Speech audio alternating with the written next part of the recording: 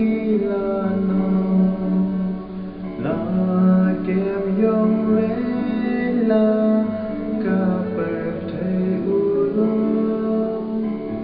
ha mi ya na gnyu ma ting jing ma nong dang ki ba da ni to sa ba nya Jan septi a try to nakamo la lor ka jiwa rim ka pashuva la janong da kila kishekela kolo bonju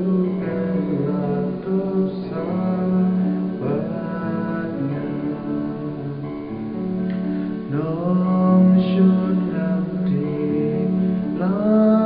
da me ton ban na o ma kam tha ji kheu chi khria kan pia ji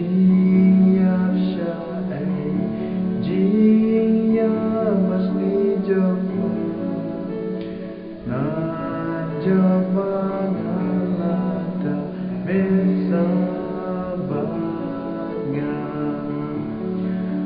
Ngài đón cảm ya mê man ca phô ma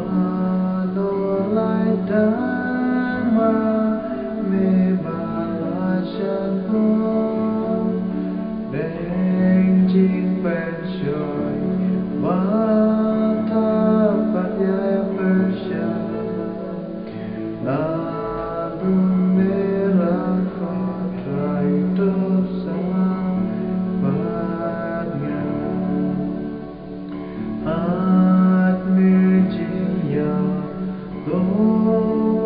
bên trái chinh đu tô